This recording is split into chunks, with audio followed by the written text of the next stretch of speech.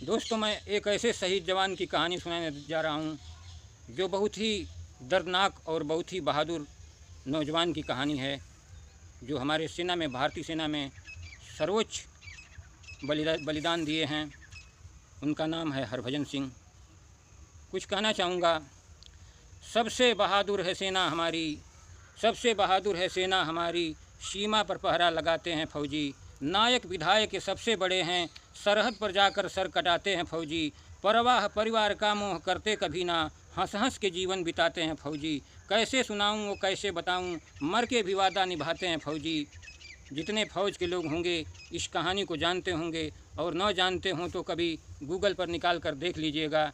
इस देश में ऐसे ऐसे नौजवान हुए हैं जो देश की रक्षा में अपने आप को कुर्बान कर दिए हैं, जो मरने के बाद भी देश की रक्षा में खड़े हैं। 1966 में पंजाब के सिख बटालियन में हरभजन सिंह नाम का एक जवान भर्ती हुआ था, जिसकी ड्यूटी सिक्किम के नाथुला पहाड़ी पर 1966 में लगा। और जब बार बार चीन चढ़ाई करता था, लेकिन हमारे देश के सैनिकों ने चीन को खदेड़ दिया, हटा दिया।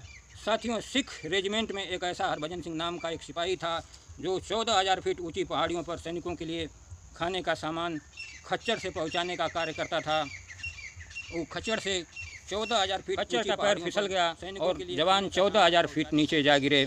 दोस्तों, कहना यह है कि उस ईश्वर की व्यवस्था है जिसको जिस व्यवस्था से रख दें। और वो वीर 4 अक्टूबर 1968 को शहीद हो गया। देश की सेवा में बहुत ही दुर्गति होती है और वीर बहुत ही दुर्दांत मौत पाया था और उनकी लाश नदी में बह गई। अधिकारियों ने 200-300 जवानों की टोली लगाकर उसका पता लगाने के लिए चारों तरफ प्रयास किया, लेकिन न मिलने पर निराश होने के बाद सारे फौज के लोग वापस होके आ गए। तब तक 5 दिन बाद अपने मित्र प्रीतम सिंह को, जो कि उसी बटालियन में सिपाही थे, सपना दिखा रहे थे कि अरे मित्र, कहाँ खोज रहे हो आप लोग मेरी लाश, जाओ जाओ फलान जगह पर मिल जाएगी। तभी फ़ौरन प्रीतम सिंह ने जा कर के उस रेजिमेंट के अधिकारियों को सूचित किया, तो फिर 200-300 जवानों को लगा करके सेना के जो अधिकारी थे खोजने के बाद उनकी लाश मिल गई।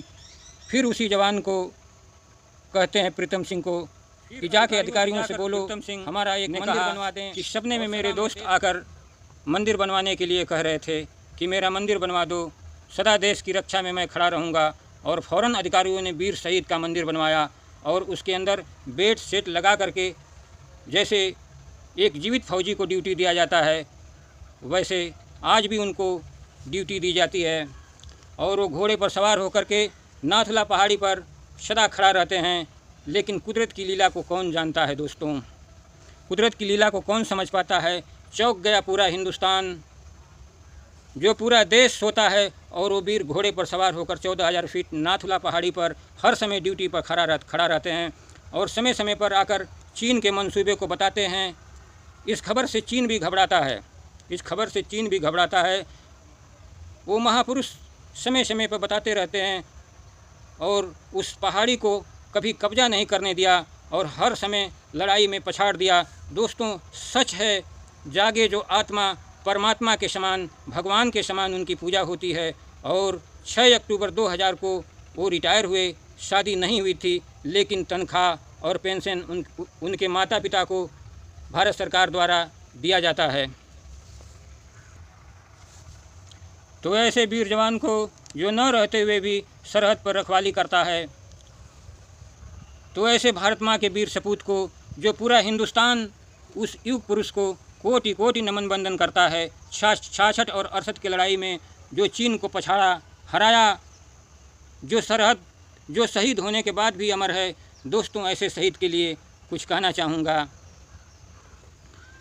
है करनी उसी की अमर दोस्तों, है करनी उसी की अमर दोस्तों, जो जवानी बना देते अंगार है। हंसते हंसते जो माता का दामन भरा, वो जवानी को मेरा नमस्कार है। जान लेकर हथेली पे लड़ते रहे, मौत चरणों के उनके तलबगार है, मौत चरणों के उनके तलबगार है। कायरों की भी कीमत न होती सदा, जिसके कायरों की भी कीमत न होती सदा, जिसके खूनों की प्यासी ये तलवार है, जिसके खूनों की प्यासी ये तलवार है। जय हिंद जय भारत।